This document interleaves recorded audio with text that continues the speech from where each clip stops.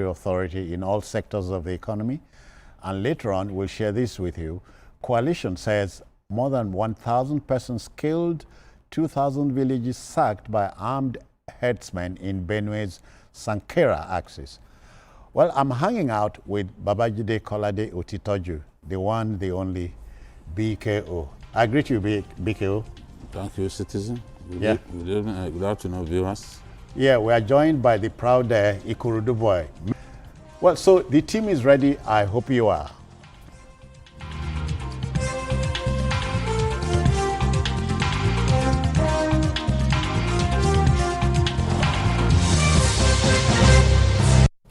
Okay, to our first story.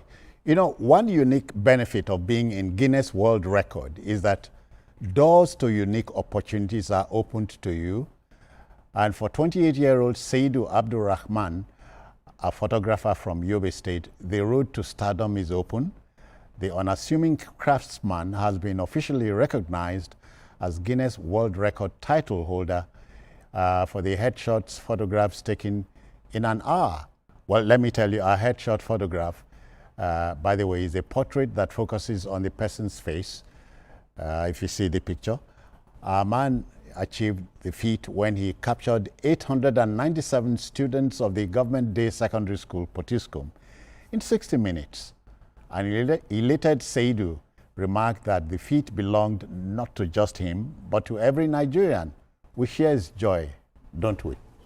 Yes, certainly. And anything that puts Nigeria on the world map, anything that sits positively with the generality of Nigerians is what I enjoy hearing about.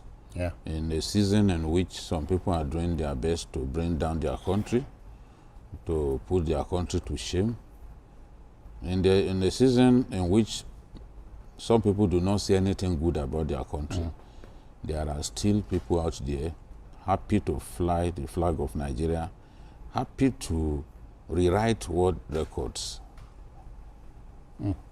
and put their country on the global map. Our young people are doing very well. They are proud of their country. And what this guy has done has shown clearly that great people, people that we can be proud of, exist in all corners of our country. And the brilliance of Nigerians cuts across ethnicity, religion, and what have you. So Saidu has done extremely well. He bettered the previous record by 397 shots, which is remarkable. It will be very difficult for anyone to erase the record that he has set. But even if he gets erased in the fullness of time, he has done very well, and he has put Yobe State on the global map, and that's why Governor Mai Malabune is happy to receive him and express the joy of the entire people of Yobe State and indeed Nigeria.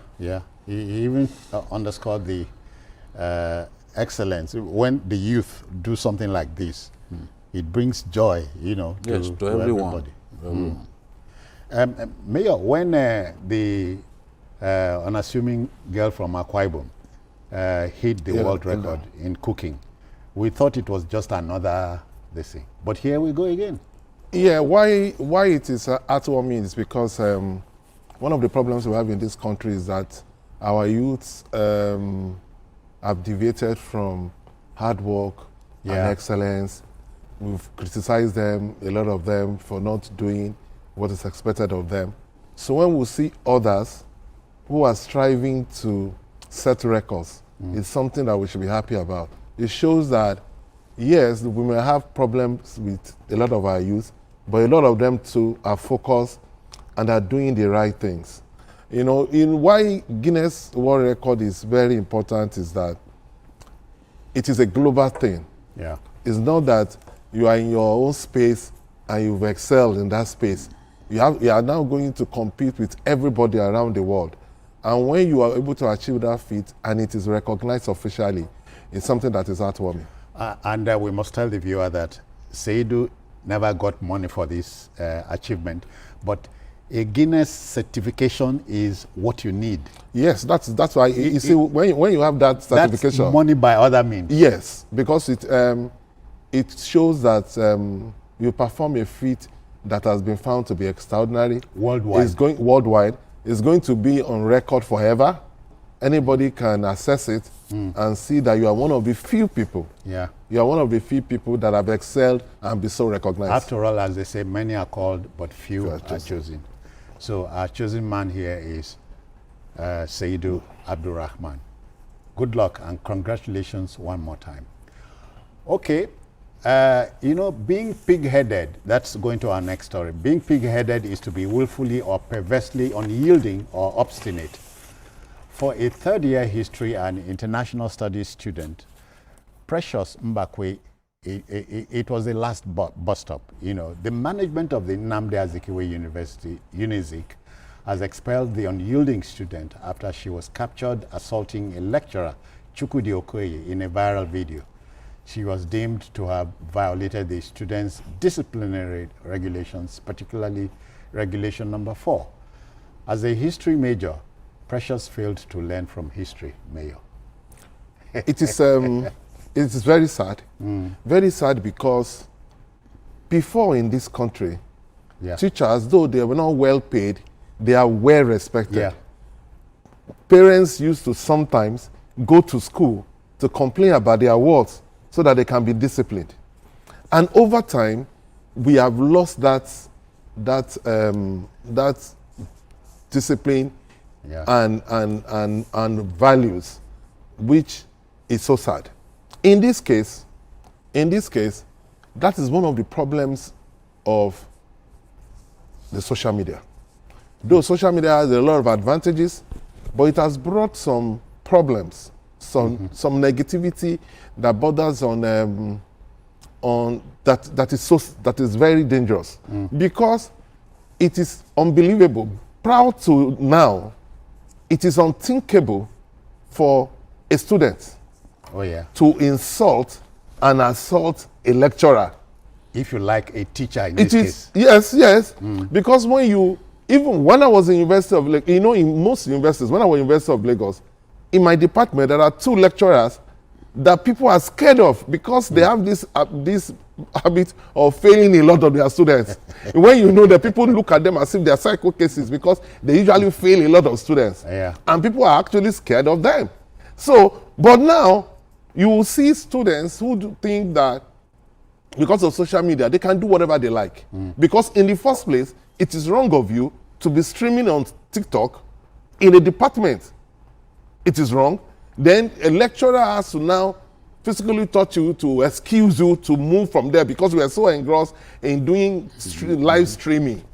And then you now even have the effrontery to insult and assault a lecturer.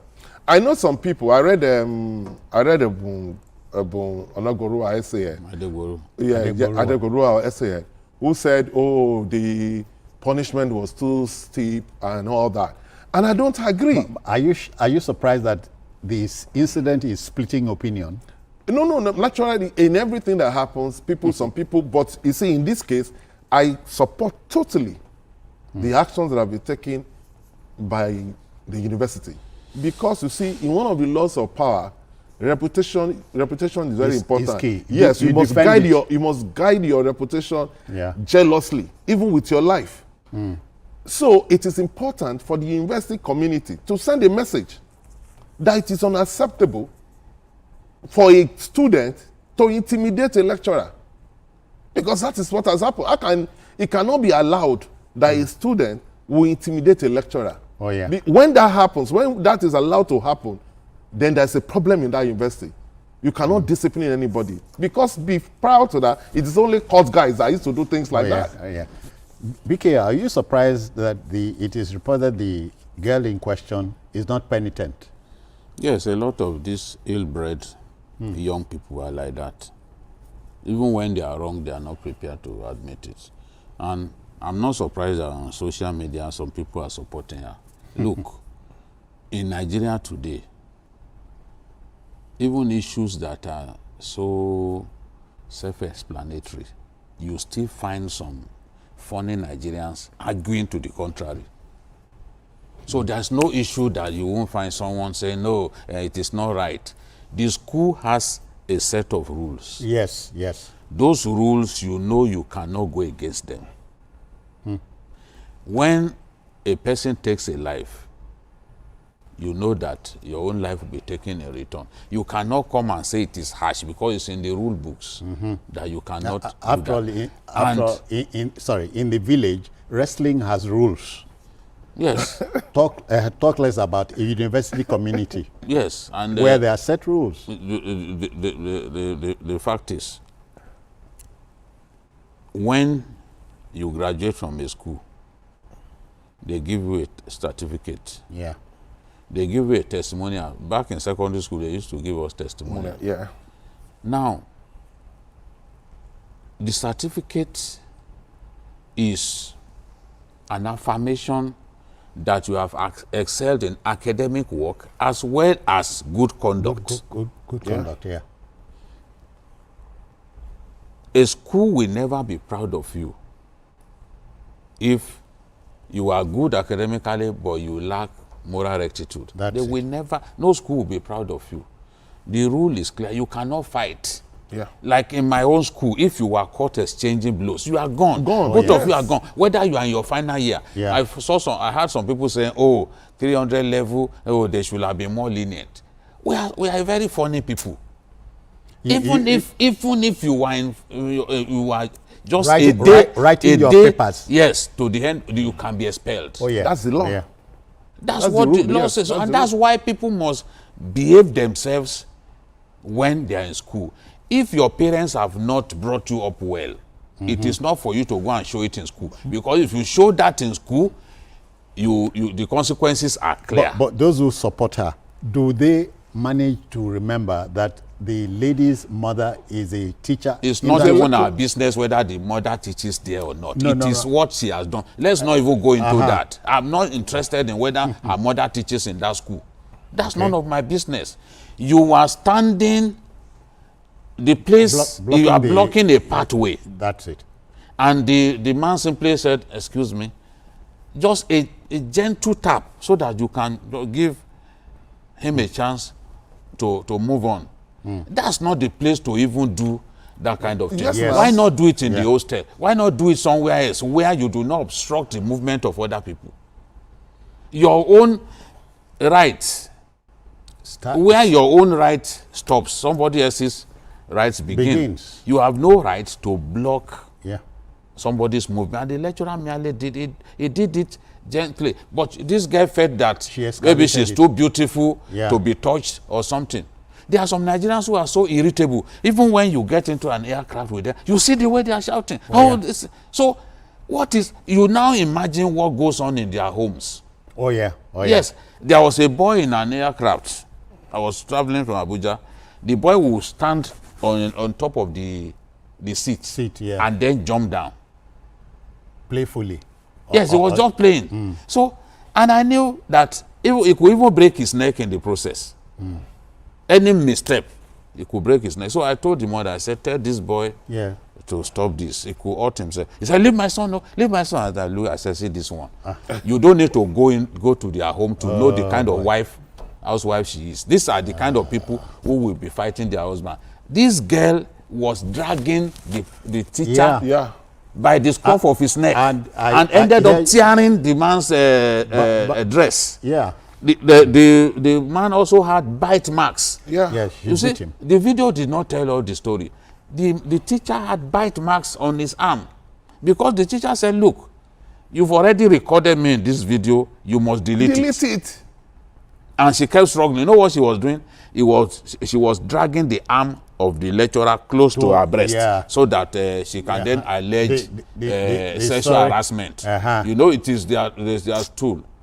So some students who are not good enough academically, they will say, oh, a teacher failed me because I refused to sleep. Even when I was doing my youth service, one girl accused me like that. Accused of what? Yes, he said because I wanted to sleep with her, that was why she failed. I said, bring the script. I will justify Okay. Because I was a teacher as a youth corps member. Okay. I said, bring the script. I can defend the marks that I Yeah. awarded. So at the end of the day, they just threw away the petition that this one was just trying to, you know, after intimidating, after offering me her body, and I was not interested. She then went and reported me that because I failed, I said, look at her script. Let's look at her script again. She didn't even write more than 4 pages in the entire exam. Her head was just pure gray matter, nothing else. So I think that this is a lesson for parents. Yeah. You must bring up your, and I hope you must bring up your children the right way. That's a well-bred girl will be reluctant to assault an older person. Some of the people blaming that teacher, if that teacher was their parent, would they be happy to see a young girl assaulting their father? Some of them would die there. It's irritating. How can a student assault a lecturer? Oh. I mean, we should not allow anything like that. Mayor, but can you remember an incident some years ago when Professor Wole Soyinka on a plane, his seat was occupied by somebody else? No. It was the boys' seat that Soyinka sat on. Okay. Hands. It's not a worthy parallel. Okay. The boy has the right to his seat. Yeah. For some of us, we will feel honored that he sat on my seat. You know, I will be Yes, happy for some to. of us, Yes, like me, I'll be honored. yes, Yeah. but Yes. the guy said, "Oh, this is my seat. Can you please get up?" He made a meal of the seat. No. People felt that he shouldn't have done that. That he should have based left on him our there. values and things. It's an old man.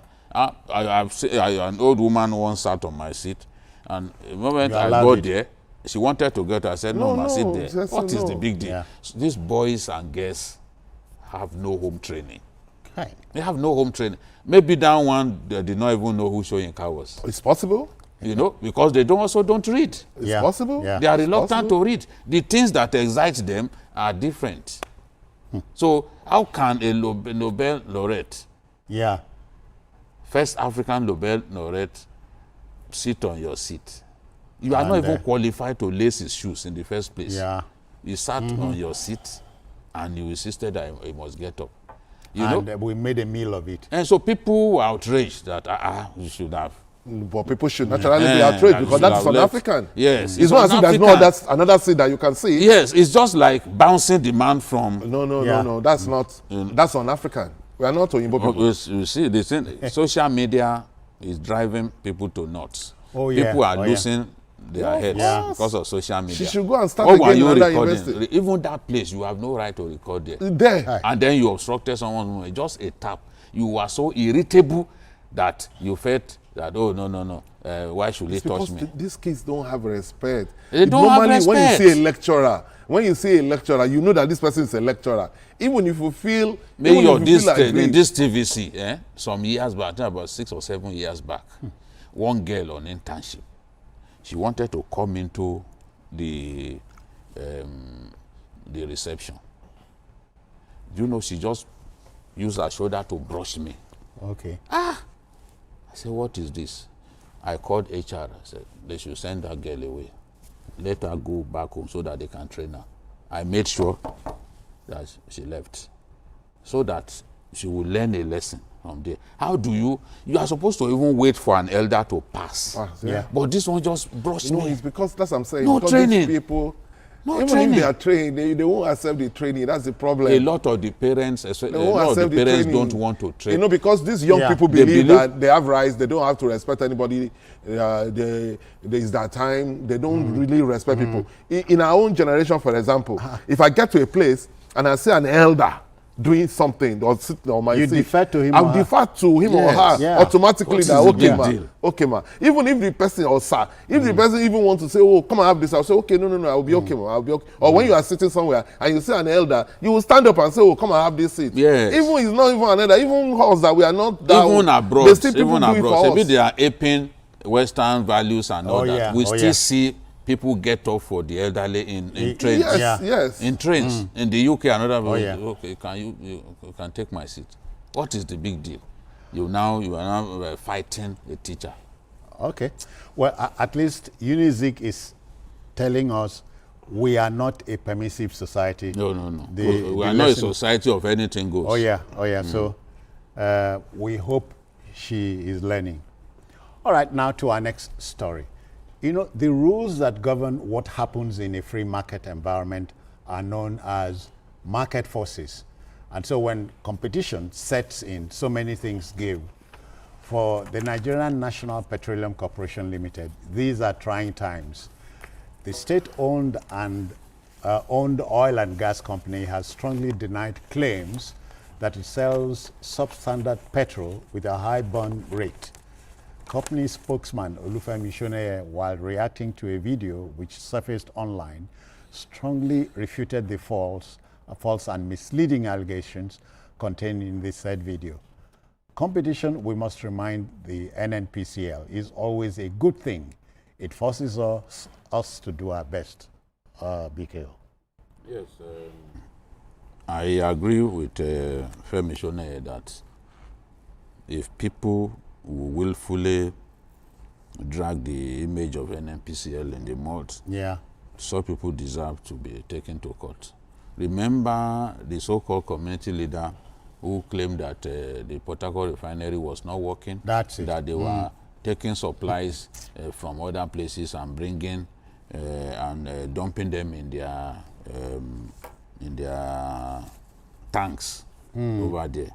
Whereas he felt that it was the whole refinery that they were repairing. Therefore, why should petroleum products be dispensed from the new one? Yeah. From the gantry of the new one. Whereas a refinery that is not a single train refinery, two refineries located in the same area. Environment, They get to share assets, they get to share facilities. And in fact, they were sharing storage facilities and all that. So he demonstrated tremendous ignorance and then recorded himself saying all that rubbish, pure lies, and many Nigerians believed him. He took the NNPC taking NSC president, some opinion holders to the facility to see that indeed we had begun on work. the top of the facility. Yes. So he's now saying in future, if anybody will try to damage our reputation in this manner, we are going to drag that person to court. I think that's the least that they can do, because when people hear these stories, they tend to believe. People believe esoteric stories a lot. They are not interested in even cross-checking some of what they have read. They just believe that, oh, it must be true. We are already gripped by pessimism in our country because there are some guys that everything about Nigeria that you read from them is laced with pessimism. So in this case, they are saying that NNPC's petrol burns faster, that they are using, they are dispensing petrol so sulfur-laden that Nigerians don't get to enjoy this thing. I think that they made it clear that whatever petrol they sell in the Lagos area is what they bought from Dangote. I know that there's still a lot of importation still going on, but that is also due to a number of factors, some of which I don't even want to talk about here. We have not reached that point. I know Nigerians are worried. They want importations to stop. Frankly, we have not reached that point when we can say, oh, we are producing all of what we need, therefore we don't need importation. That time will come. And I want the president to be able to say, okay, from this moment, I've monitored your progress. From this moment, we should be able to say, no, we are not importing anymore. So we cannot simply dismiss we should have a healthy competition. And I like the fact that market forces are ruling the energy sector now. Yeah. Look how many times they've slashed prices. Dangote just recently slashed the price of diesel. Yeah.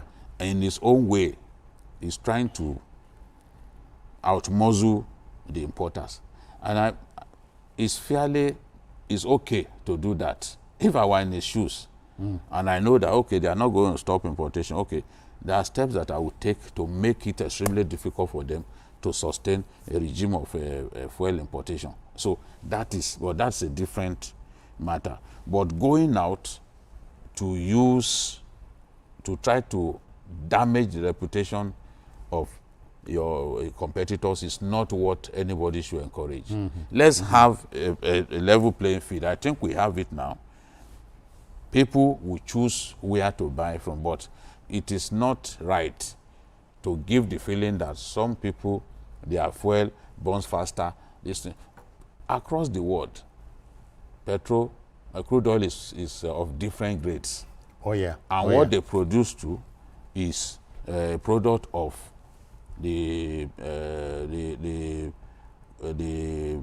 strain of crude oil at their disposal. Crude oil from UAE, for example. Yeah.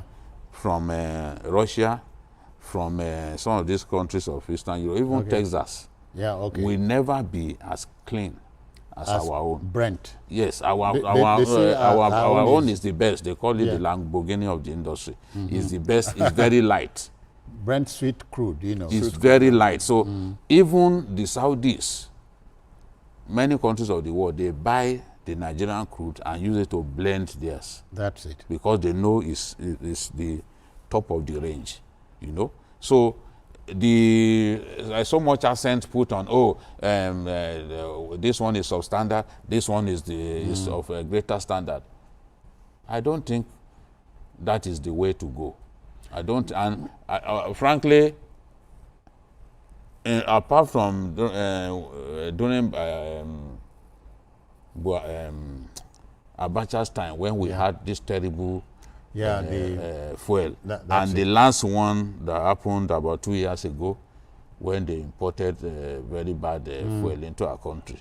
I think in our very recent history, we've not had such cases. So saying that some people's fuel is substandard is just an attempt to damage the competition. Yeah. Mayor, what Biki said at the beginning strikes me. There are some folks in this country who will never see anything good. They want us to remain where we are. Yes, I agree. So I agree. any attempt to break out of this thing is revolting to them. NNPC is not importing bad fuel. For anybody to say that is being mischievous. But it is true that fuel from different producers are different. Okay. So some actually burn faster than others. I can confirm that. Because before now, I used to buy my fuel from NNPC station. Now, I buy from MRS. Don't advertise. But Oh, sorry. What I'm saying is that the difference, because Yeah. that difference, and I see that it is from true. marketer to marketer. Yes, from different marketers, and I see that truly some burn faster than the other. It's a statement of fact, because I've experienced it. But the reason for that is what he explained. Yeah, yeah. In the course of blending your crude, it depends on the base that you want to use. It depends on the sulfur contents of that. Even that is why even in Senna climbs will pay different prices for different grade of fuel. Mayor, my climb is saying, go on. You understand what I'm saying? Yeah. Even in Senna climbs, you pay different prices. Okay. Their prices are different. Yeah, that's what I'm saying. Their prices why are you different. can't in some regulate. climbs, in some climbs you have the leaded and unleaded. Yes. But and you pay premium for Yes. some fuel. For them, Yeah, yeah. so it is not, it's no big deal that the fuel are different, because like I said, it is like that, depending on how it was produced or blended. So, but to say that somebody, to demarket anybody to say that somebody is importing a bad fare, that is not correct. Yeah. Yes. That's not correct. All right. So It's true that petrol will always be of different grades. Okay, Just as crude oil is of different grades. That's it. That's what do they call it? This Texas brand, WTO or okay, I've whatever. forgotten the name. Yeah. You see, it is cheaper than our own. In some cases, about our own is like $6 more expensive than it. Everyone knows that our fuel is like that. Even our condensate is even more pristine. It's cleaner and finer than even the crude oil itself. So people will buy from us and then blend. If anyone buys Nigeria's crude and simply wants to refine it and sell like that, it's not likely to make money. So what people do is they blend, they still buy Dangote, the heavy crude, yes. They buy the heavier ones and then use our light. The Texan crude oil you talked about is heavy, the heavy type. Yes, WTI. They do heavy, yes. WTI, that is a Texas, and it's cheap. When you see the pricing template, you see it high up there, WTI, and you see our own Bonnet Light, down there. The price is always higher, at least $5 more expensive than the WTI from Texas. So, but it doesn't make that one bad. Bad, yes. No, it doesn't. It's a function of where it is produced. Yeah, that's it. So you cannot... where it is produced and how it is produced. Where it's produced. The nature of our... by nature, our crude oil is very, very good. It's sweet crude. You can't compare it to what comes from Saudi Arabia, from Venezuela, from Russia. No. Our own is high up there. Nature has that's why they do every crude. That's what they produce. Yeah. Nature is peculiar in its ways. Yes. The soil, our soil is different. All that. So. Okay. Well, let the debate continue, but the NNPCL has let it be known that the fuel it produces is clean and does not burn fast. Please, we must lay that argument to rest here. Now to our next story. A ghost employee or worker is who he really is. That is a fictitious or non-existent employee on payroll. Records for the Zamfara state government, Zamfara state government, it is bedlam. A verification exercise conducted by it has uncovered a whopping 2,363 workers in its employ. In addition to this crudity is the revelation that 220 minors who had been receiving monthly pay came to light. And so for Governor Dauda Lawal, this is a litmus test. How he reacts is important, Mayor. It is shameful that in 2025 we are still being bothered by ghost workers. It shows that some state governments are not progressive in nature. The Mr. President, when he was governor of Lagos State, when he was governor in his first term in 1999, introduced the Oracle software in Lagos State. And it was that Oracle software that was able to identify the ghost workers that were there at that time. So ghosts were seen? Because there were people who were collecting salaries, but they do not exist. It is people in these pay and records that used to do the scam and all that. And I expected that from that time till now, every state should have been able to, because we are in a computer age, for God's sake. It is easy to be able to identify people who are your workforce.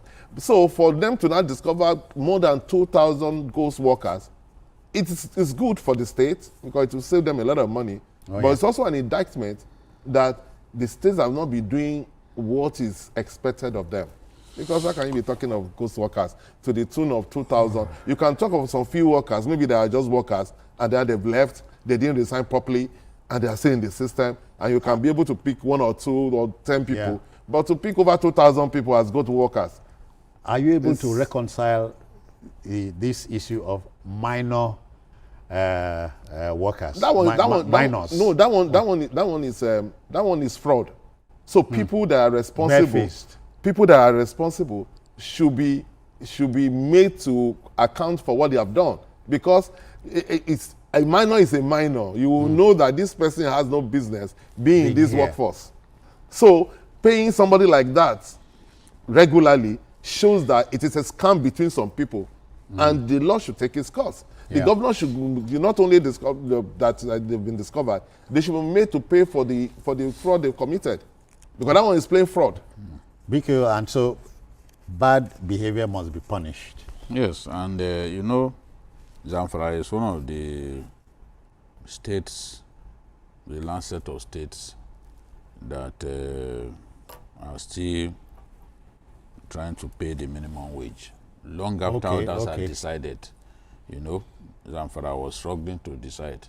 And don't forget, even the old minimum wage of 30,000 was not being implemented in Zamfara before this governor came. And as soon as he got there, he began implementing the 30,000 minimum wage. I don't think it's even up to a year that he started implementing it. You know, now we told the workers that for him to pay 70,000 minimum wage, they should be ready for a kind of verification exercise. Okay. You know, which will show dead wood to the door. So he wants to trim the workforce so that he can pay this 70,000 minimum wage.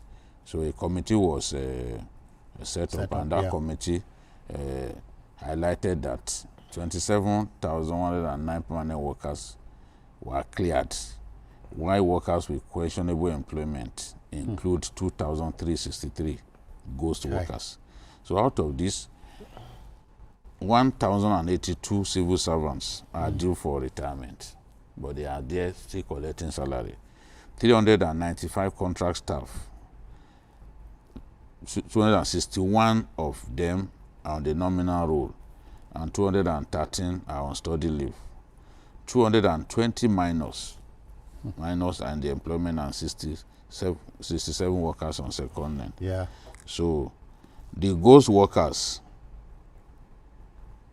2,363 of them were being paid a total of 193,642,000 every month. So 1,082 workers who were already due for retirement continued to collect salary and were collecting 80 million, cumulatively 80,542,298 monthly. So you can see, if they can get some of these guys out of the way, they will be able to find money to pay the productive people who are still in the service. This idea of minors being on salary is not this state alone. I've read about it happening in so many states in northern Nigeria, especially local government workers. Yeah. In the local government, people don't go to work. Once it's payday, they show up, collect salary. Have you heard also that these so-called ghost workers are more at the local government level? And that's the point that I'm making. Yeah. That's where they are being tolerated. A lot of the nonsense is going on at local government level. Somebody will bring in his own children. Maybe he has 5 kids. 3 of those kids will be on the payroll. And every month, they collect salary. So the people in the establishments and other key ministries, they are behind this. They are the ones who conjure up these fake names and ensure that they are able to defraud the state every month. As long as the state gets paid, these guys are able to line their pockets from the long list of ghost workers that they have put on the payroll. I remember during a budget verification exercise. Yeah. During what is it called? Yes, in budget defense in Abuja, they discovered a ghost unity school, complete with teachers, vice principal academic, vice principal admin, ghost unity school. They discovered. So there are so many ways by which the resources of our country are leaking. Yes, yes. And civil servants, honestly, I always say that they are the ones who teach politicians how to steal. Oh, absolutely. I'm convinced Absolutely. that they are not prepared to change unless drastic measures are taken. I do not blame Governor Lawal for what has happened. This is something that has been there for so long. Yeah. But at least as a banker, an executive director at First Bank, he had the experience to be able to say, look, if we conduct this verification exercise, we'll be able to save some funds. That's it. And That's this is an eye-opener. Look at the number of ghost workers that we have. And look at those who ought to have retired. They imagine how much they will have collected over the years. Yes, Yeah. ghost workers Billions. alone. Ghost workers alone are getting 80,542,000 a month. Every That's month. what goes to those to those due for retirement who have refused to go. I think ghost workers, let me see how much. I think it's 100, 100. Okay, ghost workers 100 and something million. 193 million, Yeah. 642 Every every month. month. And multiply that Yes, by 12 yes, months. it's billions. Yes, Kai. it's almost 200 million a month Yes, on ghost billions. workers. And some civil servants will just sit down and be sharing that. They'll every just month. share the money amongst themselves. And So- those who refuse to, who are due for retirement, who refuse to retire, they are blocking the chances of other That's it. people. Yeah. They won't be able to grow within the service. And punishment. Don't you think somebody should be... That is my argument. That's Yes. my argument. Because what they have done is fraud. Oh, yes. If you Pure call somebody ghost worker and he's being paid, it's just another name for fraud. Because some people will put that name in the system. They know the name doesn't exist. Somebody must collect that money at the end of the I've month. not seen a ghost in a long time. I've not even seen. And Even ghost in my doesn't dream, I've work. not seen a It doesn't ghost. work. Ghost No, doesn't it doesn't work. work. So Otherwise, it's- who employs that That's what I'm ghost? saying. No, it's some people. Why they are ghosts is that they don't exist. Yeah. That's Yeah. why they call them ghost You don't workers. see them. But some people Right. put their names and collect that money. That is what is So important. they'll be sharing They this collect that money 193 every million. month. So those who are responsible should be made to account for that. Yes. And that is one of the reasons why we have problems. We allow civil servants to run the country and they get away with it. Yeah. Because each government comes, they are there. You know, before there was this rumor that they used to own almost all the houses in Abuja. Yes. Oh, yeah. And you know, Oh, yeah. and you see Even estates.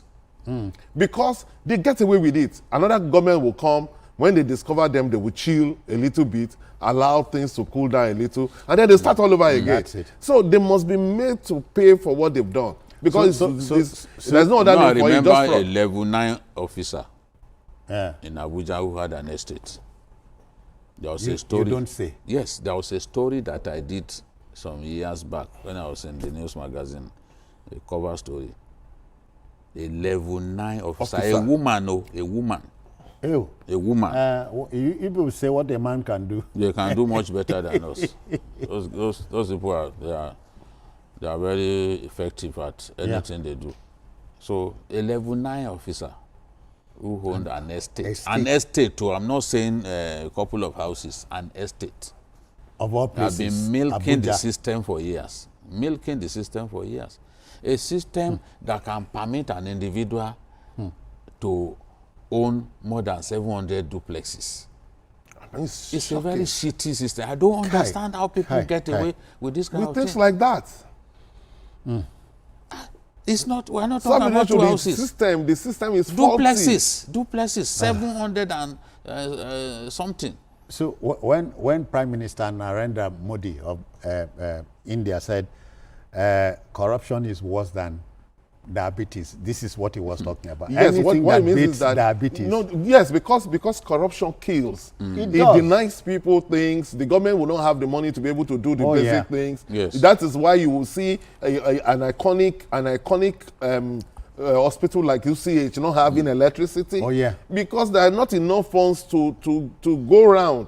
The government keeps looking for money, but there are some people some people sitting are down. cornering the money. Yes, cornering money and sharing it. So it is important for them to, because you see, for every action there must be consequences. Yeah. Part of our problem is that we don't allow people to get consequences. You even see people who have been caught stealing, when they want to give them sentences so light, they get away with it, or they do plea bargain, or all those kind of nonsense. But, you know, In 7 months, these guys we can make say, about $1 billion. That's what I'm saying. We can From ghost say that they workers share. alone in such a poor state like Zamfara. yeah, we can say it here and now that for governor of Zamfara State, he has set the ball rolling, and so we expect him It should to kick and follow. finish the job No, that he they has should started. bring in the EFCC. Yes. They should bring in the EFCC. Let the EFCC identify those Those who who have are been responsible. profiting from this ghost worker syndrome for years. Yeah. Put them behind bars. Yeah. That's the only way. If we do not make examples of people, others will never agree that it is Otherwise,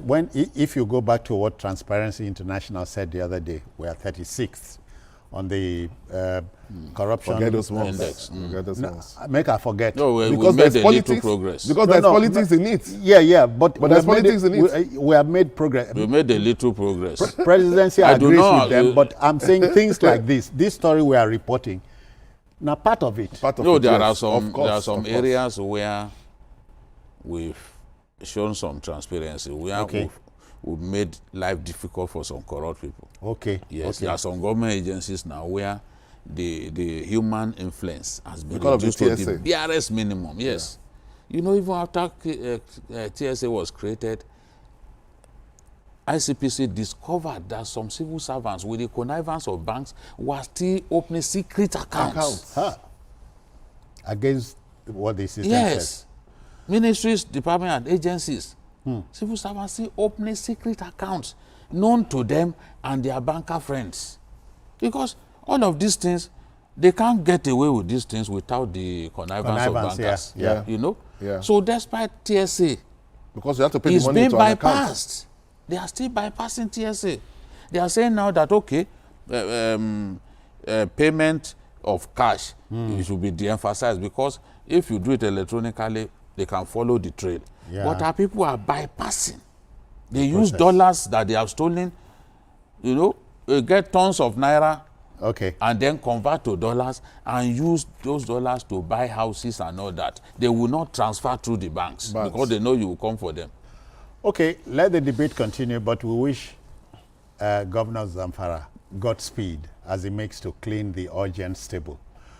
Now to our next story. You know, for a medical doctor, the historic medical text that sets ethical standards is the Hippocratic Oath, which emphasizes patient's care, you know, more than anything else.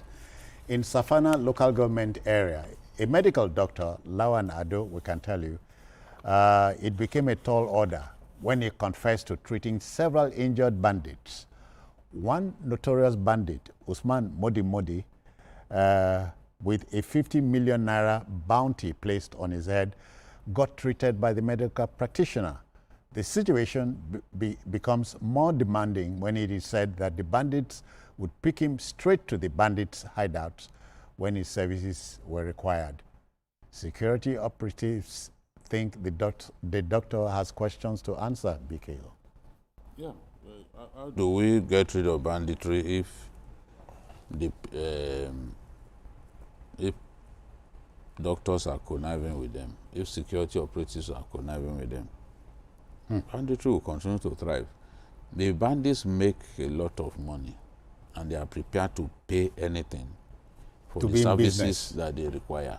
For example, if a bandit wants to buy a gallon of petrol, just using it as an example, and it costs 30,000 naira, the bandit is prepared to buy it at 200,000 naira. Right. Because they cannot move freely. Some of the things that they need are in the urban centers. So people who have discovered that they will be paid handsomely prefer to go and work for these guys. They supply them drugs, these illicit drugs that they consume, tramadol and the rest of them. They supply them petrol. There was a woman, maybe you saw that video then. Oh, yeah. Who went to supply them petrol. That petrol was put in this traveling bag, like this carry-on bag that people. It was actually petrol that was there. So they stopped her, searched and discovered that it was petrol that she kept there. You know, some of them, Maggi, this Maggi seasoning is extremely expensive inside the bandits den.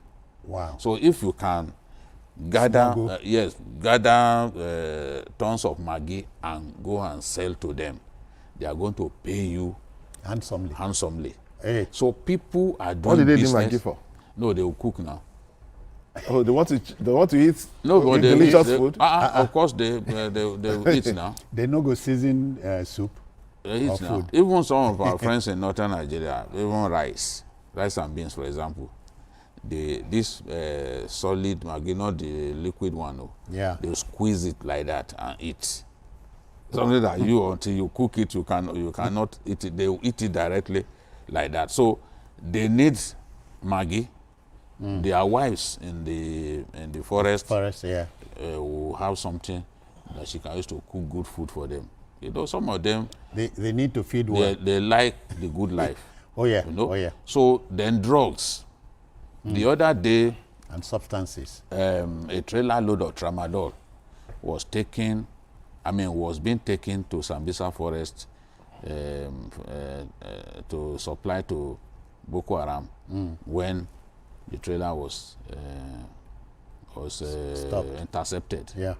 The same thing with some weapons, small good weapons and all that. So these guys are ready to pay a premium for services. You know, and if a doctor makes himself available, or a skilled medical worker, may not necessarily be a trained medical doctor, maybe a nurse, they will be happy. And there are times when they even kidnap this kind of workers and refuse to release them so that they will help them to take care of their injured colleagues and all that. Boko Haram does that a lot. They target nurses, they target midwives. Those midwives and nurses will now be used to train their own wives.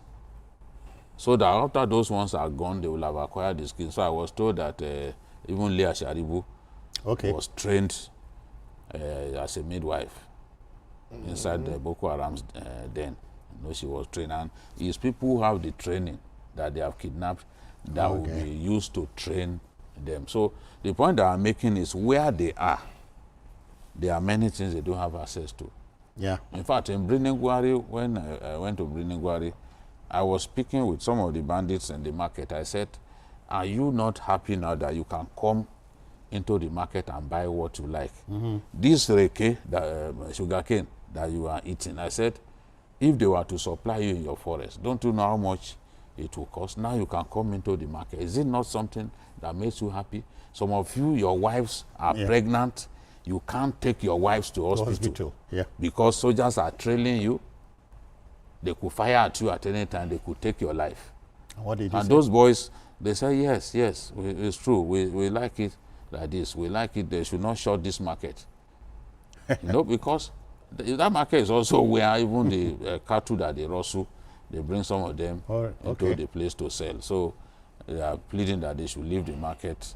The government shut it for 10 years and then reopened. They said, no, just leave it. Don't shut the market again. So the point that I'm making is this kind of doctor is a very, very greedy person. He knows the story does not tell us how much bandits pay him. So he knows what he's doing. Yes, because of money. They are doing all of this for money. That sector, the bandit sector, is a big money spinning sector. If I can describe it as such, there's a lot of money that these guys make. So they are prepared to pay you any amount for your services. So a doctor who can see that even Indian hemp, those who supply them, they make a lot of money. Okay. So this is the thing. They can't come out. If they come out, they will catch them. So those who can go into the forest to offer services to them, they make sure that they take very good care of them. Mayor, so now this medical doctor has confessed to treating many of them. So he's complicit. That's just it. The guy is just a criminal. There's something called accessory to crime. Yes, accessory to crime. If you, in fact, the medical doctor is as guilty as the kidnappers themselves, as the bandits, because he's also part of the organization and is providing a very important service within that organization. So he is also as guilty. He's also a bandit. It's just that he's a medical practitioner. You know, at the beginning of the prologue, I talked about the Hippocratic Oath. Yes, when that oath was written, it didn't say, the authors didn't think a situation like this would come on, and then you allow the bandit to... No. I don't know if you understand. The oath is different. You save a life. The oath is different. No matter the situation, you save a life, have you? This one is different. If we save the life of the bandit will come back to kill the rest of us. Oh. In this case, the difference in this case is that the medical doctor is a criminal, is a member of a criminal gang. That's it. So the oath does not come into play in this issue because the person is involved in crime. You understand what I'm saying? The person is involved in crime. It's just that... And it wasn't a one-off thing. Yeah, it's not a one-off thing. Anytime they needed him, they will come and pick him. You know? So he's aware of what he's doing. So he was part of that organization. Yeah, he knows. It provides medical services for them. It's one of them. And he's well paid for it. So he's a criminal. He should be treated as a member of that organization. So to a medical doctor like that, Boko Haram should not be stopped. No, because if you get what I'm saying. Yes, the guy is taking advantage of his expertise to make illegal money, to get involved in crime. You understand? If, for example, there are drug dealers who have a hideout or armed robbers, you understand? And you are part of that organization. When they go out and exchange gunfire with the police and they come back, it is you that will treat them, do the normal operation and all that. So the deal should go on. So you are part of that crime. you are involved in crime. He's the head of their medical unit. Medical unit. That's who you are. So the oath does not come to play at all. The guy should just be made to pay for what he has done. He was involved in crime and he should pay for it. Because it beats my humble self, the choices some of us make. Yes. If you are greedy, you do the sort of thing that this doctor has done, you know. But there should be consequences for this kind of behavior. Yeah. There should be consequences. They should be tried along with these bandits, and let justice be served, because by prolonging the life of the bandits, you are putting the lives of the ordinary Nigerians at risk. At risk, yeah. A bandit gets shot during a shootout with the army. He dashes to his forest, where you then go to treat him. I mean, it's crazy. It's crazy. Why not even let him die? That's no longer a doctor. That's no longer a doctor. He just wants money. He's been paid handsomely for it, and he's a member of that organization, and he has been arrested. If they do not have access to certain things, definitely we will see the end of these guys. But if they get supplies when they need it, bread, they like bread a lot. Okay. There are people who go into the forest to supply them bread, and they also pay them well. If they deny them even food for some time, they are bombed round the clock, they are bombing them, they have no access to even what to eat. They will give up. They will come out, they will raise up their hands, they will surrender. Okay then, I'm told we must go on a commercial break. We should be back, but please stay. This is the Sunday edition of Journalist Hangout. Thank you.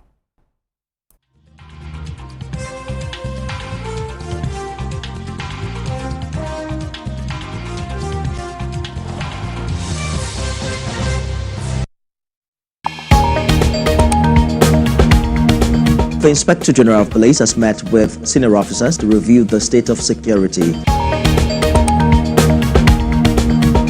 We are continuing our coverage of the arrest of Godwin Emefiele.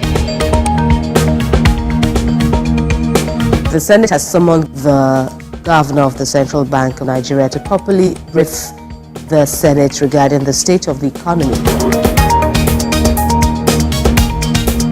What I will never take is threat. Let's now bring you more development from Ibadan, the Oyo State capital, where an explosion has taken place. Tell us about this incident. TVC News. First with breaking news.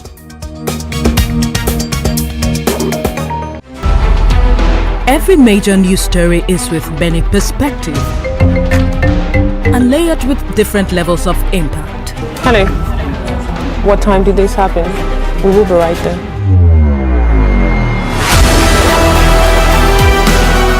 At TVC News, we follow the big and major news, gathering the facts, witnessing the outcome. I am here live at the aftermath of the approval of the new national minimum wage. We are TV station of the year, not just for breaking news, but for being first, fair and accurate. TVC News, first with breaking news. There is always more to a story than the screaming headline. The part of a story that is not told casts a shadow. It's like the part of an object that is not reached by light. On TVC News, I'm able to explore the many angles there are to a story, talking to stakeholders, asking the difficult questions, and digging for facts. I believe the viewers are able to make a better decision if they're well informed and understand not just a part, but the complete story.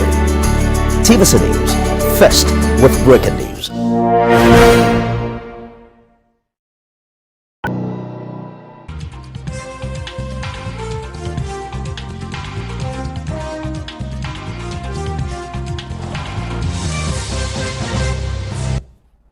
Welcome back, folks. You're still watching the Sunday edition of Journalist Hangout from TVC. Our next story, political defection, which is akin to apostasy, has become second nature, yet opinion is divided on this strange phenomenon in our body politic.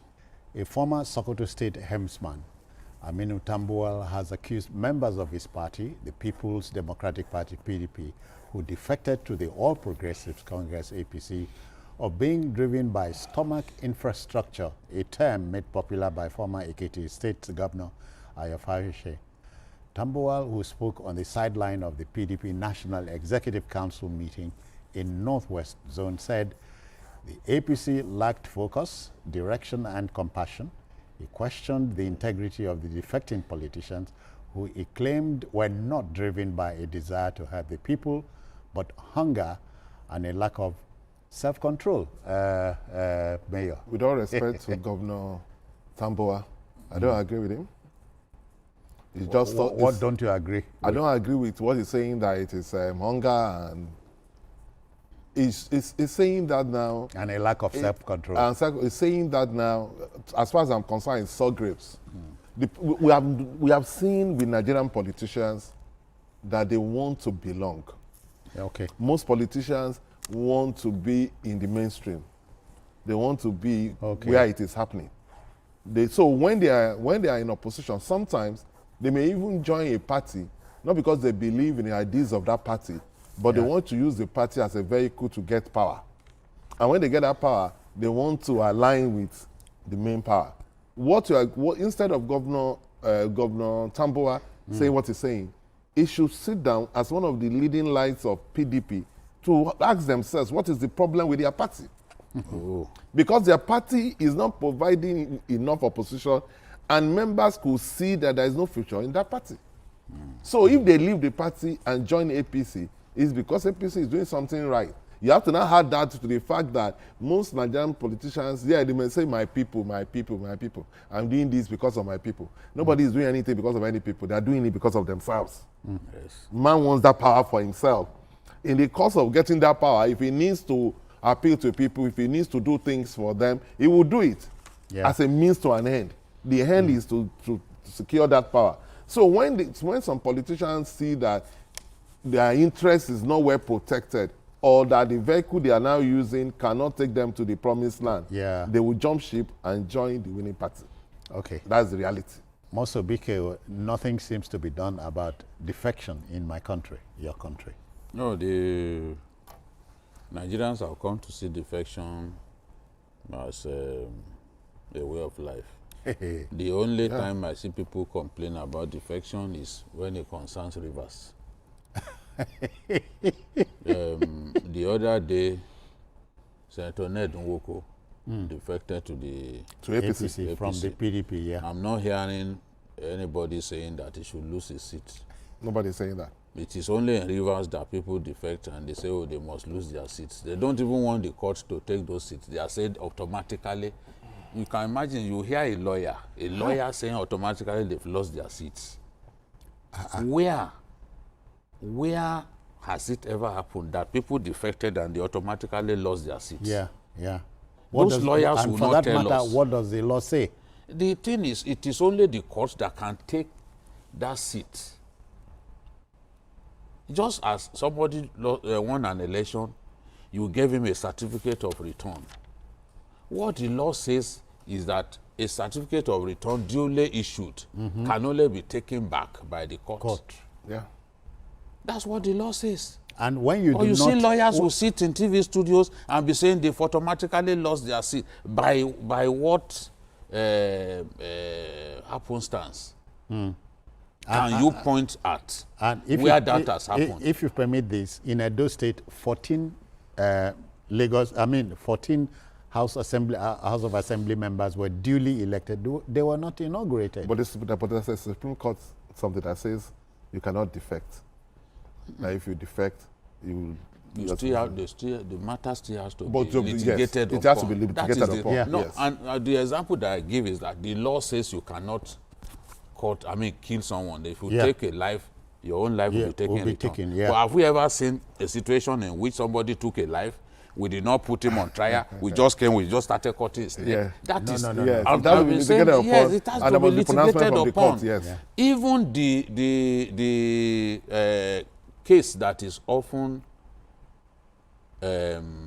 referred to when we are discussing about what the law says about defection. Okay. Abejide's case. It was decided by the Supreme Court. It didn't just lose his seat. It didn't give us... There's no politician that on his own will say, because I've defected, I'm giving up my seat. No politician will do that. You have to take him to court. Get the court to take the seat from him. Correct. So, but with Rivers that say, no, they've automatically lost their seat.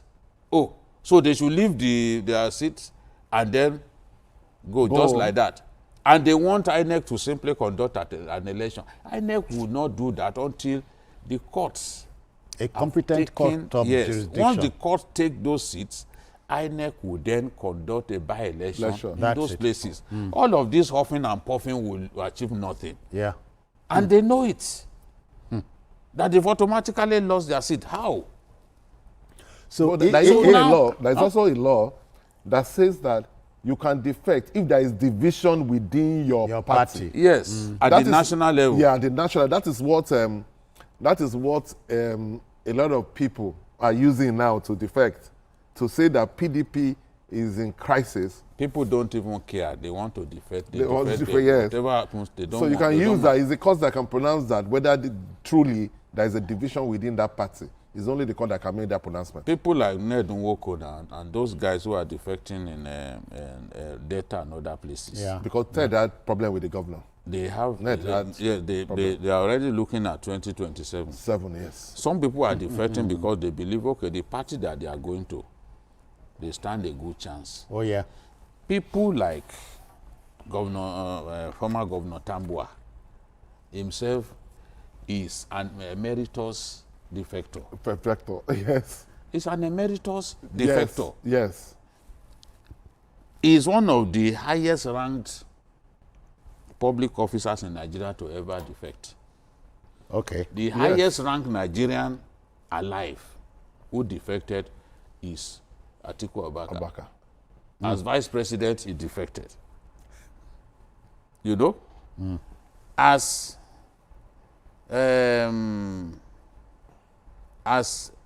House of Reps Speaker, Tambuwal defected to go and contest for governor in Sokoto State, and he became governor on the platform of APC. Yeah.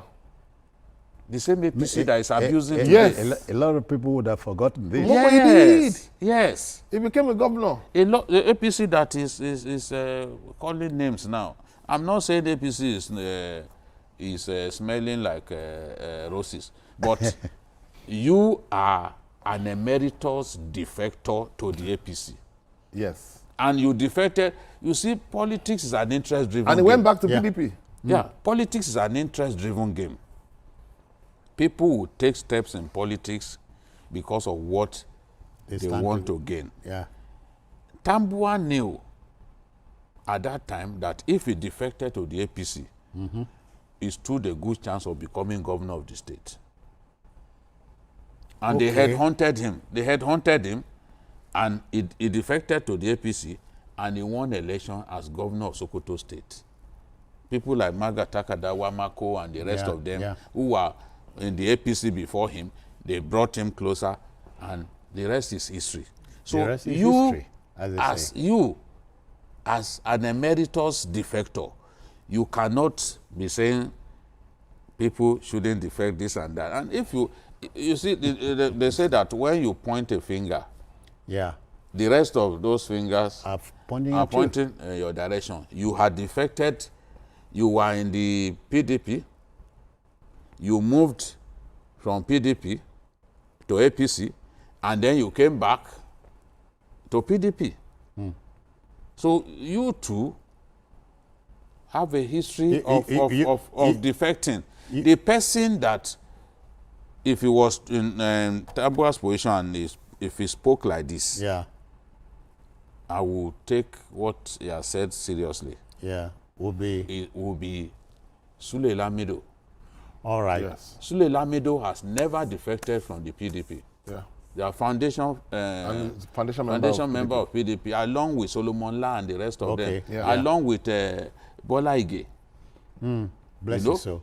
Yes. I remember him telling me that it was Baba Adebanjo that made Bola Ige and others to leave the PDP. Bola Ige actually wrote PDP's constitution. But they were discussing one day, Baba Adebanjo got angry. According to Sule Lamido, he just grabbed Bola Ige and said, let's go. I said, let's go. And then they left and they never came back. Wow. They were all originally in the PDP. You spoke in passing about former Vice President Atiku Abubakar. Yes, Atiku. I remember this with the AC. Yes. No, before AC. Before AC, it was PDP. Wait. Okay. Wait. He was in the PDP. Okay, I remember. He was vice president. Obasanjo made him vice president. After he won election in Adamawa State as governor, eventually he left Boni Haruna. He left Boni Haruna was his staff at the Week magazine. Yes. So now he went. He contested on the same ticket with Obasanjo. Obasanjo began to give him issues. After the 2003 incident in the the Akwa Ibom Lodge. You know what happened in Akwa Ibom Lodge when Obasanjo had to beg Atiku not to contest against him because governors told Atiku, contest, we'll back you. We'll back you, you'll be president. We are tired of this. So it was in, and it's one of the reasons Obasanjo till tomorrow does not like your former governor, Obong Victor Atta, because he was the one who hosted that meeting at the Akwa Ibom Lodge in Abuja. Okay. So many people still tell me today that Atiku's best chance to become president was that time. That time. Yes. Because he would have defeated Obasanjo. If he had contested against him in the primaries, he would have won. Yes, easily. The governors were overwhelmingly on his side. PDP governors. But Obasanjo begged him. Coordinated by James Bori then. Yes, Ibori, yes. Obasanjo begged him, and he agreed. But once they came in for second term, Obasanjo continued to torment him. Invariably, Obasanjo wanted to remove him as his deputy, but the courts ruled that no, you are like Siamese twins. It's a joint ticket. One ticket, So you cannot separate. So Obasanjo tried to stop him from contesting. At the last minute, I think at like 48 minutes to the election, the Supreme Court ruled that he had to be on the ballot. So Atiku defected as vice president to Action Congress of Nigeria at the time. Yes. So he's the highest ranking Nigerian official to defect. Tambuwal is one of the highest ranking Nigerian official to defect. Bukola Saraki was also one of the highest ranking Nigerian government official to defect. As number 3 citizen. So this thing is not new. And Tambuwal, as I said, is an emeritus defector, because it's there in history that he has defected a number of times. So they will not listen. Politicians are concerned about their interests, and that's why I say politics is an interest-driven game. Take interest out of politics, politics is nothing. In fact, they go on to say it's a zero-sum game. It's a zero-sum game. So he's saying that they are doing it for personal gain, that anybody, because the party, APC lacks focus, compassion, and direction, and the APC brought economic hardship on Nigerians, you know, that anybody who has the interest of the people at heart and does not lack self-control will never join the APC. So, but he also said that those who defect, they did it because of stomach infrastructure. People can then argue that when you defected, did you defect because of stomach infrastructure? Some people defect just to where they see that they stand a good chance of winning election. In 2014, before the election, Otom was a minister in Jonathan's government. Otom contested the primaries. They did not allow him to win. In Benue. He left for the APC and won election. Atiku Bagudu. You know, he came in. I remember. He came in, became senator. After the man who was senator became a minister, he took his position, became senator, and because of the war chest, he felt he should contest for governor. They did not give him ticket. He got angry. He went to the PDP and went to the APC. And APC amended its rules to allow people who defect even at the last minute to be able to join their party without issues. He went to the APC. He became governor of Kebbi State. You cannot say it's stomach infrastructure now. He realized that he stood a better chance of winning on that platform. Because they say if you leave the room, don't slam the door. You may want to come back in. So just jam the door a little. So, but if it's a jam lock without the key, you cannot come now. You cannot come in. That's what the Yoruba say. So, Mayor, don't you think something should be done, at least for once, regarding defection?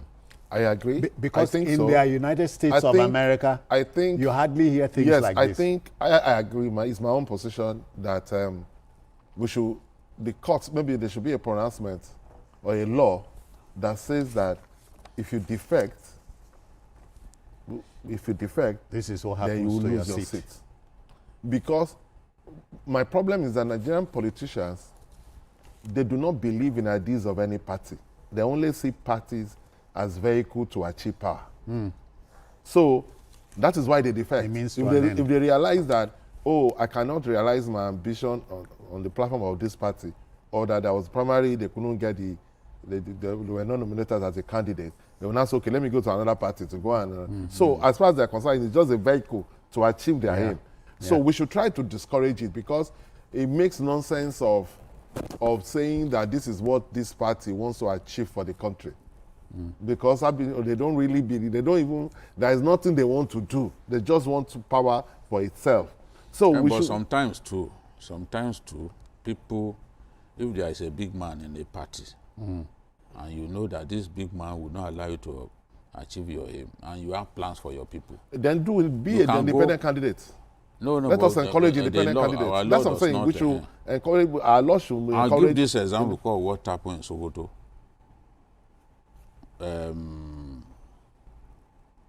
The former governor of Sokoto between 1999 and 2007, and Magata Kadawamako, who is in the Senate now. Okay. They were the governor and deputy. Atairu Bafarawa was governor, Wamako was his deputy. Wamako was very strong at grassroots level. He's still very strong at grassroots level now in Sokoto. But his governor didn't like him. If he was traveling, he would not even hand over to him. He would hand over to the SSG. So he knew that this person did not want him. Obasanjo realized that Wamako was the person on ground. So instead of Obasanjo to let Mutari Shagari contest for governor, having earlier won the primaries, Obasanjo insisted that it should be Wamako, and that Mutari Shagari, who was Obasanjo's minister for about 7 years, should be deputy to him. Wamako contested, and for the first time, PDP won elections in Sokoto. In fact, they cleared the polls, the elections across the board, not just governorship.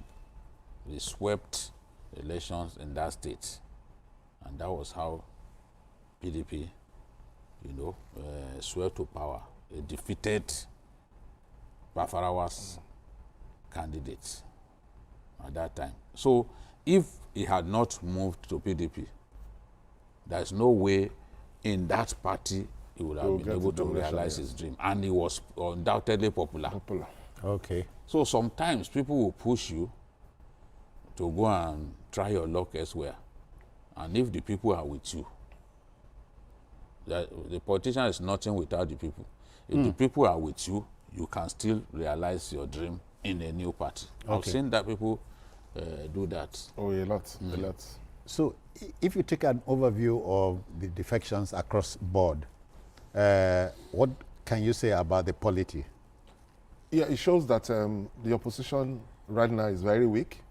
If you notice that a lot of people have defected from Labour Party, because Labour Party came, they were swept in a lot of states based on sentiments, different things, NSAS and all those things. So Labour became a vehicle for those who wanted change. And a lot of young people or inexperienced people in politics were put into power. But the party itself lacks structure. They don't have a Labour Party. And you don't think they don't have a strong structure. So okay, that's why it seems to be having these early teething problems. Yes, so a lot of members or elected members from the party do not see a future in that party. And they wanted to advance their career in politics. And so they believe it's better for them to join a stronger party. A Nollywood practitioner, Okonkwo, who defected recently. No. With all respect, I don't have respect for people like that, because it might defect, but it's like the kind of politicians we're talking about. Okay. It used to be in, I think, APC or so. He defected to Labour, right? Yes. Yeah. He was in APC, he defected to Labour. When he was Labour, he was one of the spokespersons of Labour. He was running his mouth, saying all kinds of things, grandstanding and doing those things. He was abusing people. He was abusing people, grandstanding to show that, oh, this is Labour Party that wants to do things differently. These people are this, these people are that. They don't have integrity. Or you don't wonder why people want to vote for this kind of people. He has defected again. That's what I'm saying. We kept saying that. No, he has resigned from the party. We don't know where he's going. Yes, but so it keeps you guessing. So somebody like that now saying that the Labour that you said is doing things, they were doing things differently, and that APC, you left APC because APC was not a serious party and all that. And then down the line, you started criticizing members of the same Labour Party and you have left. So those ones are just, it behaves like a typical Nigerian politician who claim to be fighting for their ideals or the people, but deep down they're just hustling. They just want power, and they think that they will continue to shop around until they get the power. So, in conclusion, Senator Aminu Tambuwal is talking to people who might listen to him, might not listen to him. No, yes, he's saying things, but like he said, he does not have the moral standing to say what he's saying, because he's a serial defector. So he doesn't have the moral standard to say what he's saying. Okay then, we must move to our next story. But then we'll observe a break. We should be back very shortly. Please stay with us. This is Journalist Hangout on a Sunday.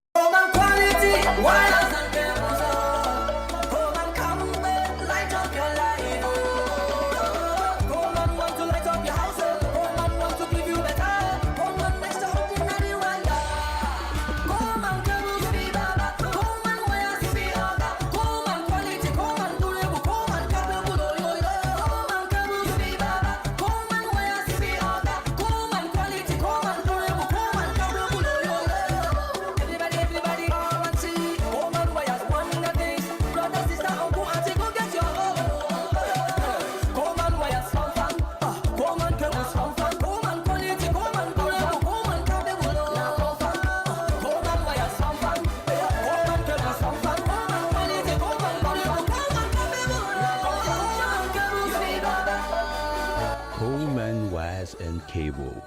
Great quality, now with the new look.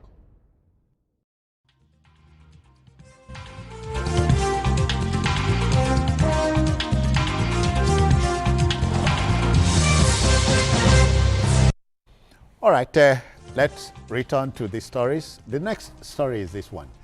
You know, the Federal Competition and Consumer Protection Commission, the FCCPC, is Nigeria's top consumer protection and competition regulator.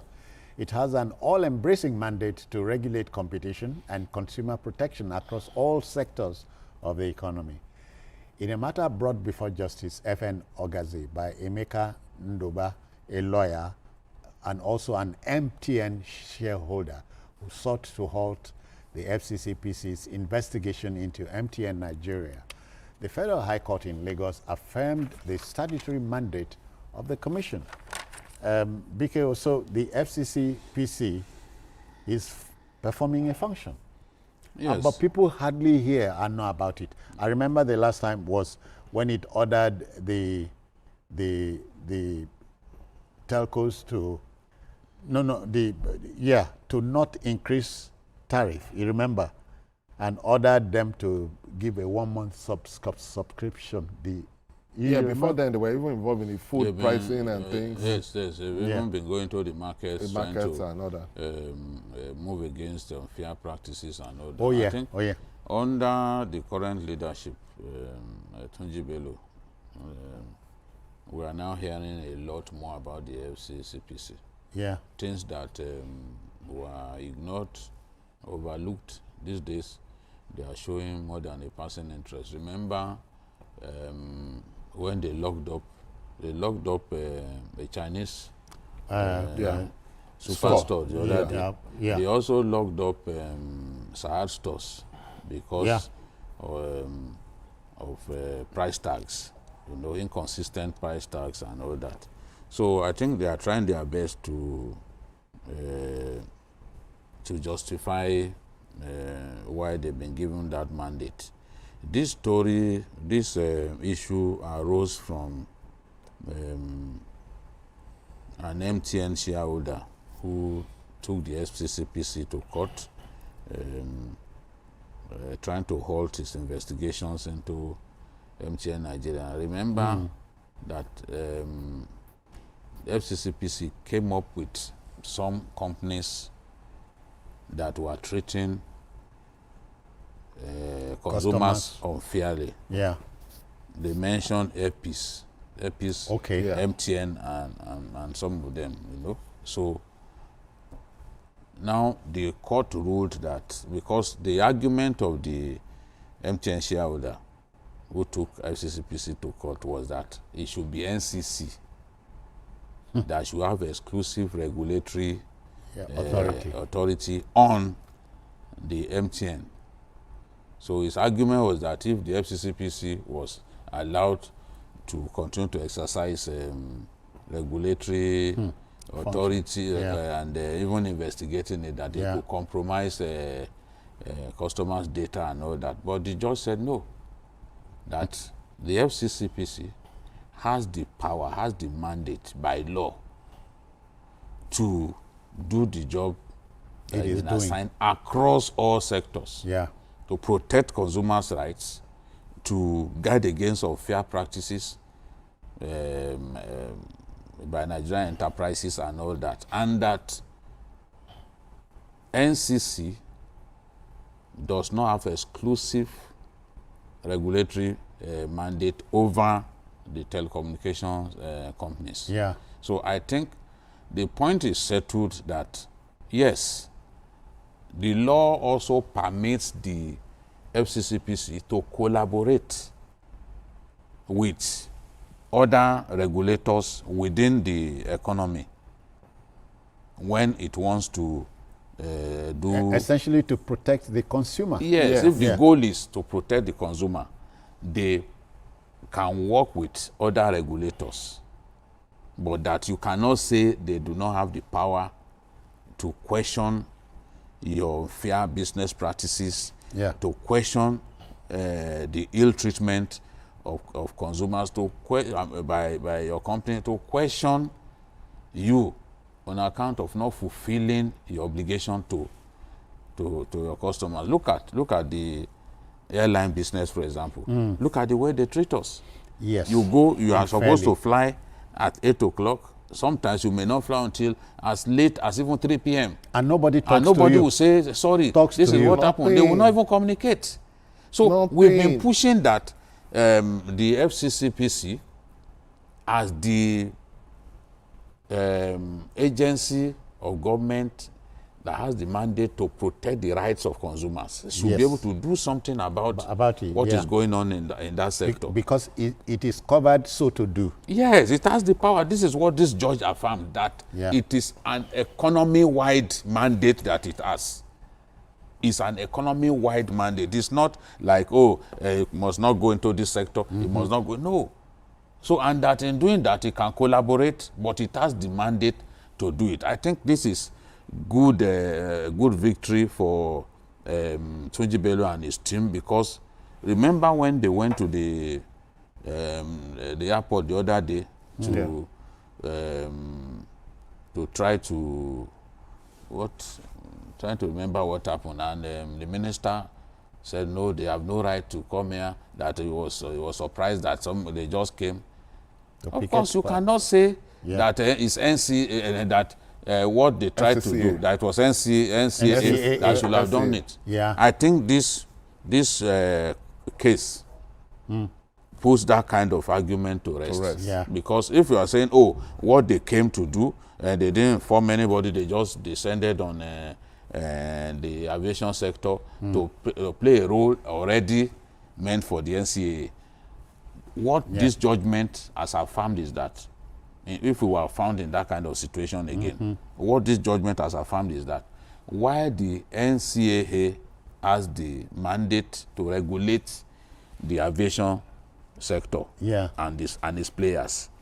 The FCCPC also has that mandate. Can seek redress. The NCC has that mandate of regulation as well. Okay. Yes, because regulation and protecting the rights of consumers. NCAA does that. I've seen NCAA even punish airlines and all that. But this judgment is saying that FCCPC, as the agency mandated to protect consumer rights countrywide, is permitted to play that role, whether in the aviation sector or the agri sector, any sector for that matter. Because the reason is this. Mayor, now what I was going to ask, are you missing the NOA, National Orientation? You know, we need a town crier kind of thing, because many Nigerians, millions of Nigerians don't know.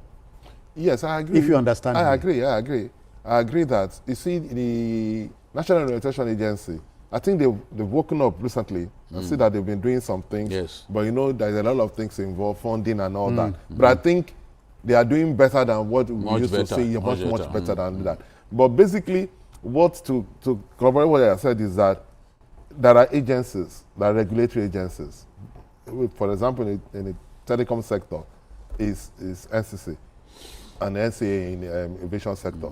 But in all these sectors, CBN there are banking sector. CBN is the banking sector. Yeah. But in all these sectors, there are consumers.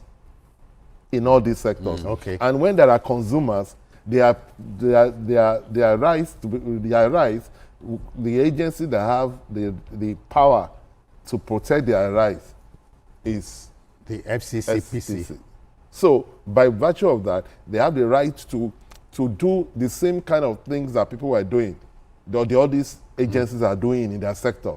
They can also go there and protect the rights of individuals. They share that same rights with all the agencies. Yeah.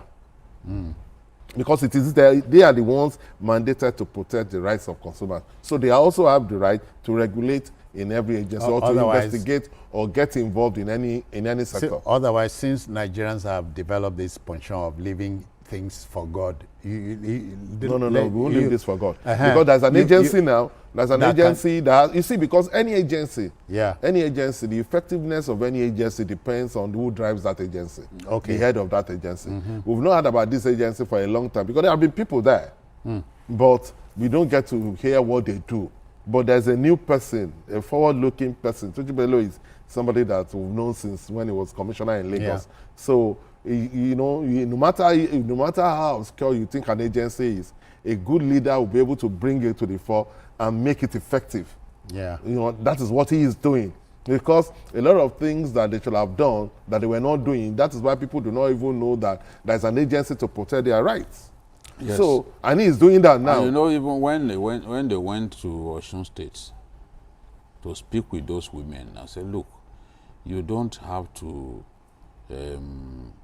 be doing some of the unfair practices that we've been used to.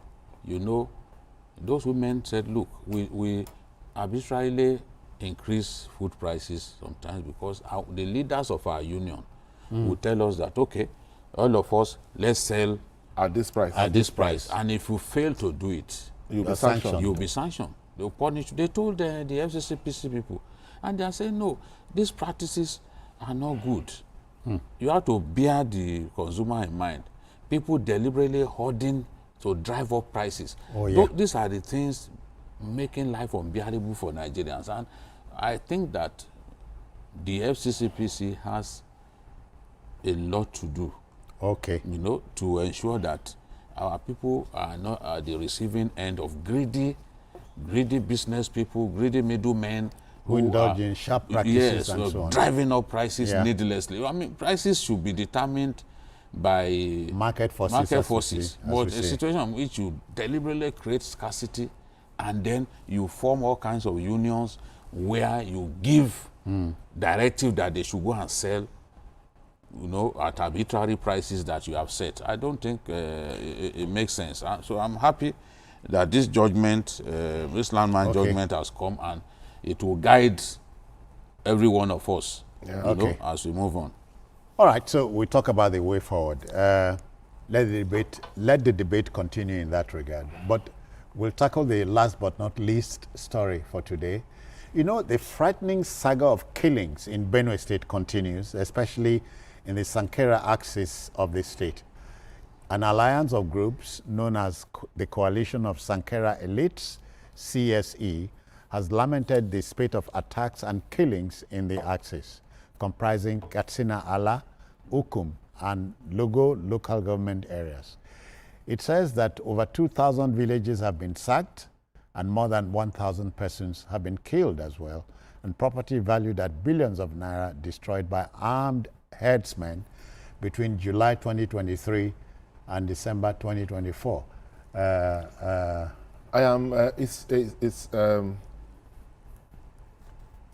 It's so sad that this problem still persists. Yeah. If you know that the herdsmen problem have always been prevalent in that axis, the Plateau Benue axis. Benue Plateau axis, yeah. It's been prevalent. And I'm shocked to see these statistics, because I thought that the problem had gone down drastically.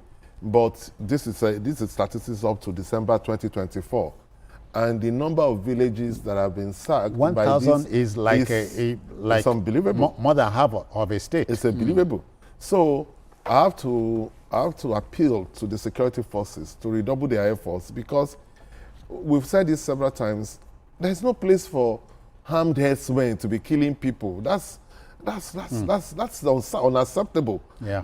Some people cannot just become law unto themselves, and then whatever the disagreements, even if there are disagreements, there are later processes to be able to solve the problem. Not that you will take laws into your hands and be killing people. That we can still be doing that up to December 2024, which is just a few months ago. It's shocking. I don't know why. We should be able to solve this problem of these herdsmen, because it has been with us forever.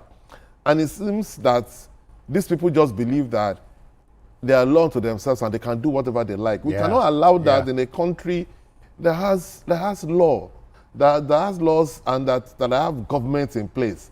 I know that our security outfits are overstretched, but we have to appeal to them again to do the needful.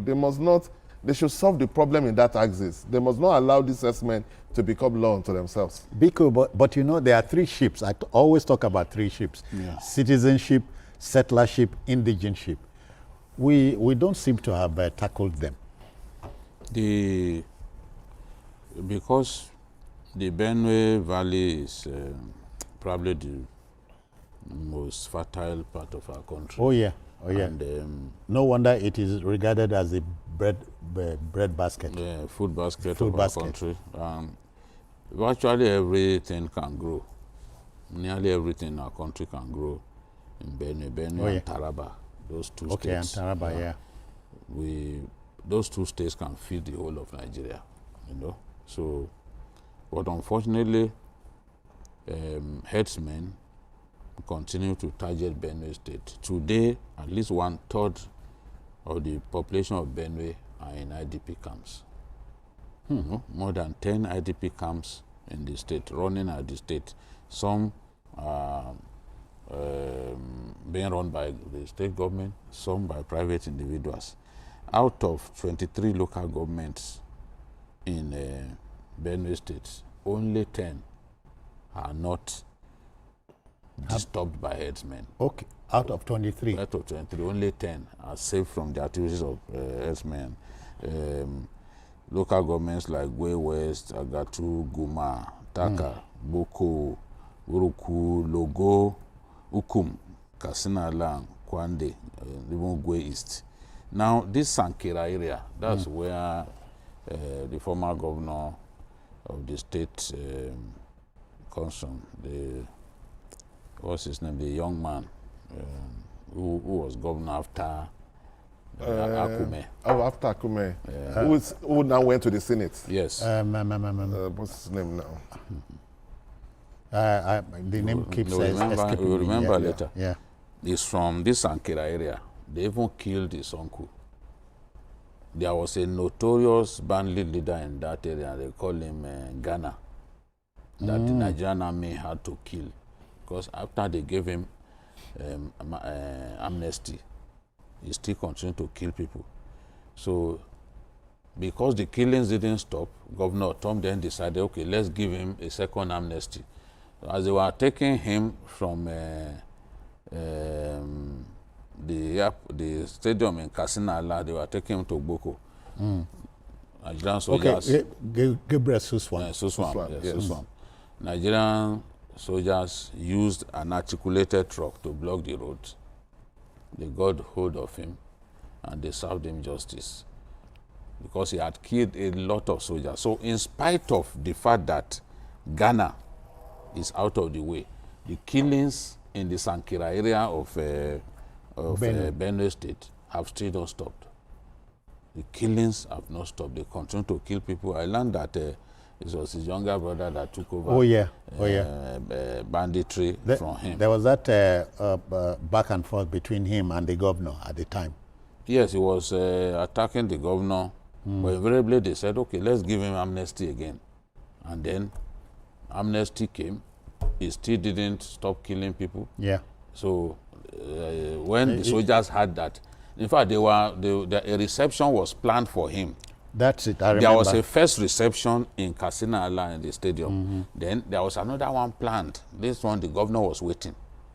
But Nigerian soldiers blocked the road and then got hold of him. They called his bluff. And served him justice. You know, that thing caused a lot of confusion at that time. In the state, but you see that area, the killings have continued.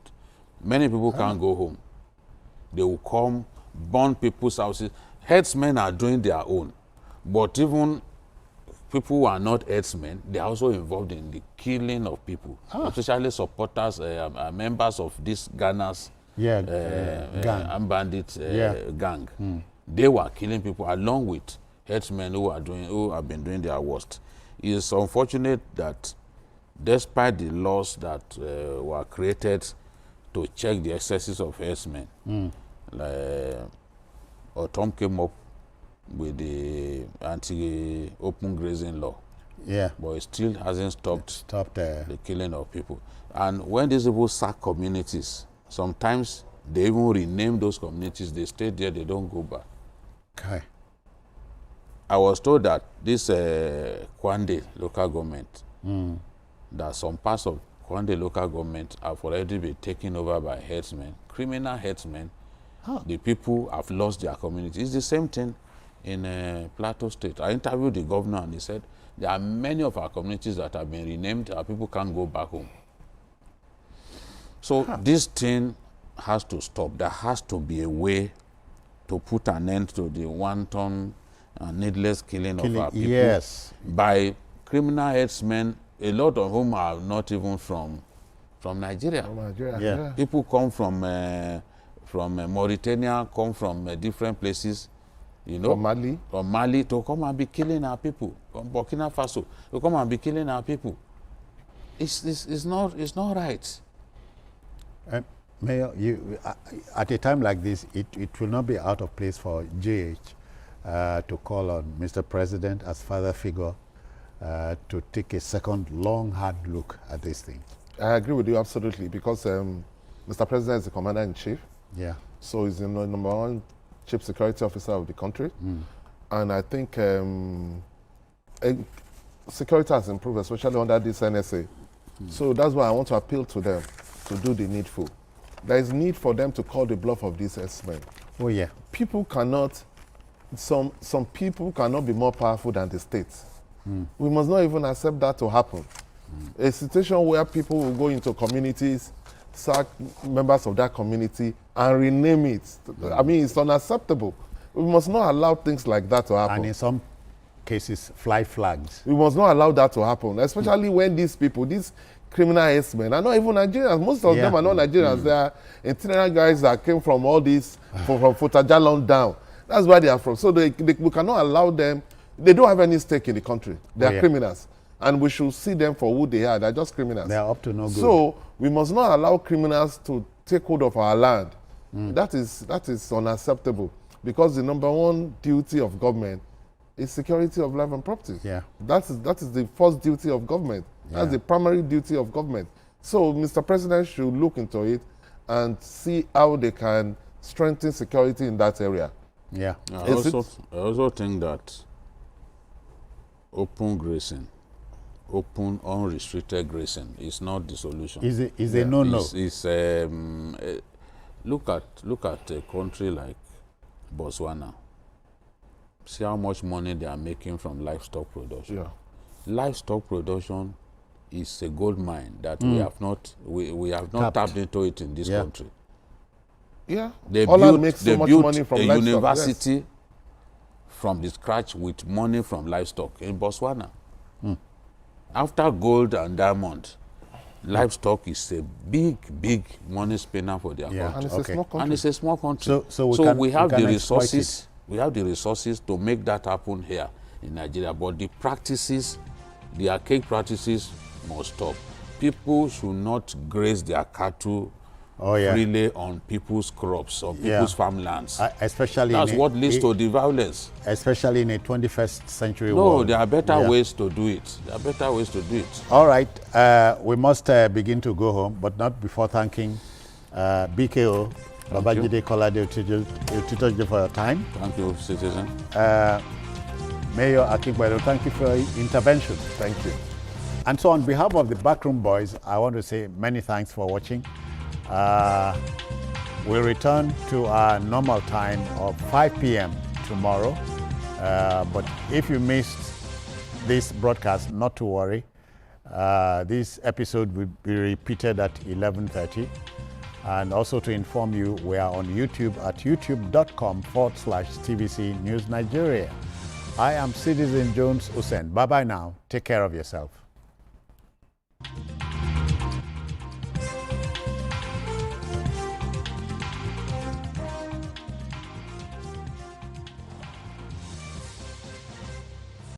The energy is good. We can build a new friendship. Chess with Fabulous here.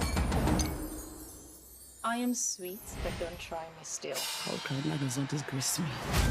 I avoiding one person. She does owe me an apology. Have you ever Googled No, I didn't Google it. Like I said, girl, I read. You should read often.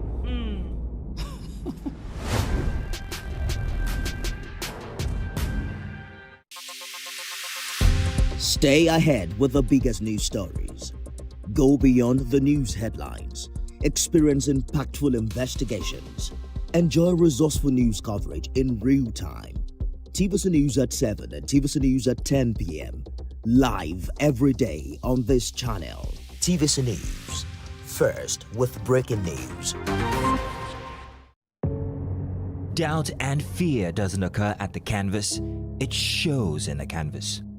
It shows the conation of raw earthen material slabbed, stroked, and molded at a pace provided by the doubt and fear. Every move way in the struggle of one to the other, merging the past to the present, brushstrokes of colors seen but not known. For when the wailing stops, the pieces settle down in abject beauty, erected for a century of a century. Speaking, advocating, protesting as the arts are meant to be.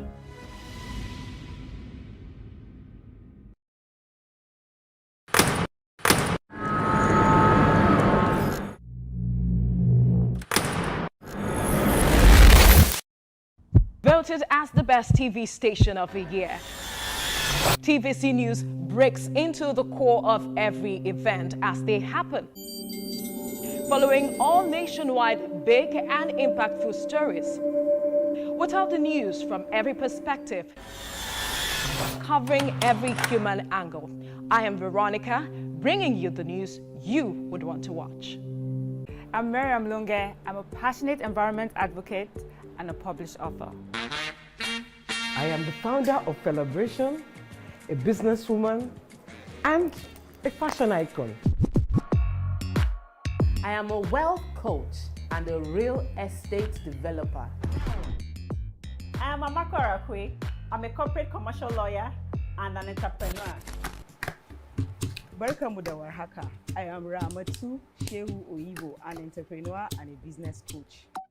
I am the voice of an average Muslim woman, an hijabite, and a lawyer.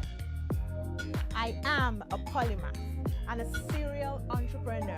I am Murayo Afolabi Brown, Managing Director, TVC Entertainment. I'm a media consultant, producer, and broadcaster. The ladies of Your View are made of women from different professions, tribes, cultures, and religion. Join us every Monday to Friday as we share our views on topical and social issues. The TVC News at 7 and the